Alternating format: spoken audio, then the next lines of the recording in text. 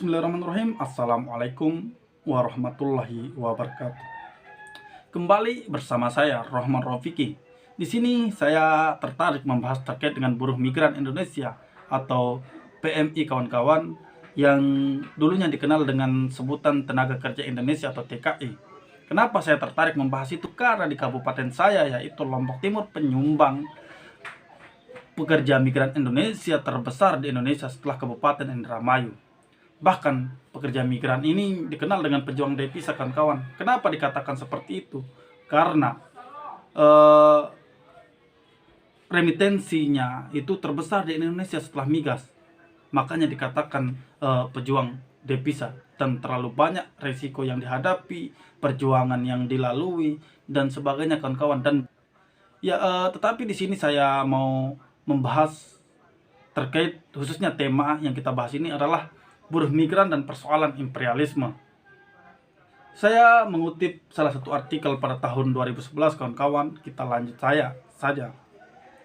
Dalam pandangan sebagian orang, terutama di kalangan pengambil kebijakan ekonomi dan politik, pengiriman tenaga kerja ke luar negeri dianggap sesuatu yang wajar.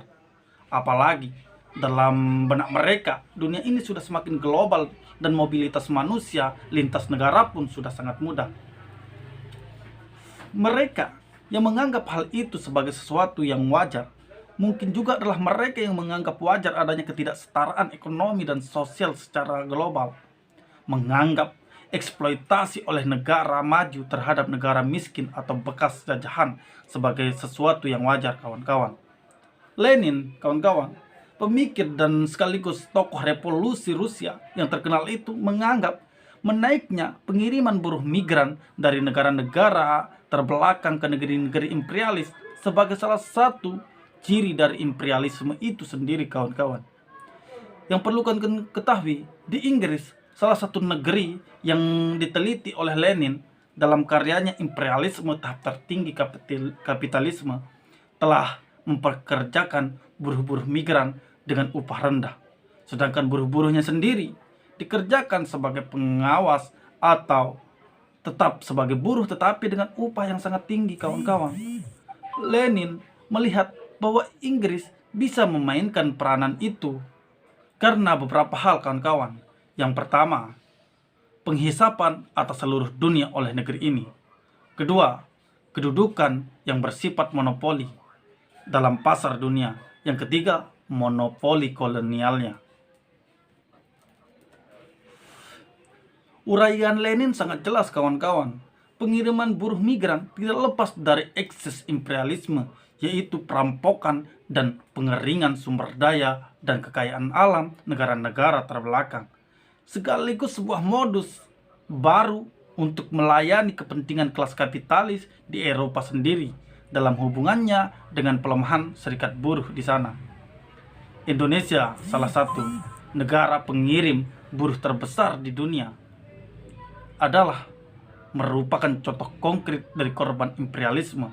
Bukan hanya sumber daya dan kekayaan alamnya yang sudah diangkut ke negeri-negeri imperialis sejak beratus-ratus tahun, tetapi segala potensi kemajuannya pun sudah dihancurkan melalui kebijakan deregulasi ekonomi dan privatisasi milik publik.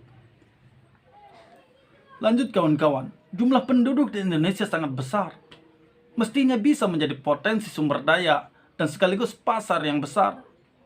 Tetapi karena Indonesia dijajah imperialisme, maka Indonesia gagal mengolah sumber daya alamnya, tidak bisa menjalankan industrialisasi secara terencana, dan gagal mengembangkan sektor pertaniannya menjadi modern. Inilah yang menyebabkan tenaga kerja yang besar itu tidak tertampung. Sebagian berjuang sendiri di jalur ekonomi informal, sedangkan sebagian lagi harus rela menjadi buruh migran di negara-negara lain. Negara-negara imperialis pun, kawan-kawan, mengambil keuntungan dari pengiriman tenaga kerja murah dari negeri-negeri terbelakang itu. James Petras, seorang intelektual kiri terkemuka di Amerika Serikat, menjelaskan bahwa kebijakan buruh migran memang dirancang untuk melayani kelas kapitalis, yakni melalui penciptaan laskar cadangan tenaga kerja berupah murah. Kelas kapitalis di negeri-negeri maju bisa mempekerjakan buruh migran dengan upah rendah. Dengan demikian, menggantikan tenaga kerja terampil dan semi terampil di negerinya yang berupah tinggi. Situasi ini juga dipergunakan oleh kelas kapitalis di negeri imperialis untuk melemahkan dan menjinakkan serikat buruh atau gerakan buruh di negerinya. Sekarang, di negeri-negeri imperialis juga mulai menerima pengiriman tenaga kerja terampil. Mereka umumnya dipekerjakan di bidang pekerjaan yang lebih baik dan dengan upah yang sedikit baik. Akan tetapi, dalam banyak kasus, mereka tetap diharapkan tidak tergabung dengan serikat buruh dan tidak melakukan perlawanan terhadap majikan. Dengan kata lain, sebagaimana juga diakui James Petras, kebijakan imigrasi terbuka akan mengurangi biaya pemerintah atau menghemat anggaran pemerintahan di negeri-negeri imperialis.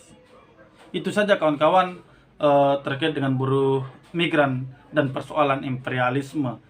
Itu saja dari saya. Sekian, assalamualaikum warahmatullahi wabarakatuh.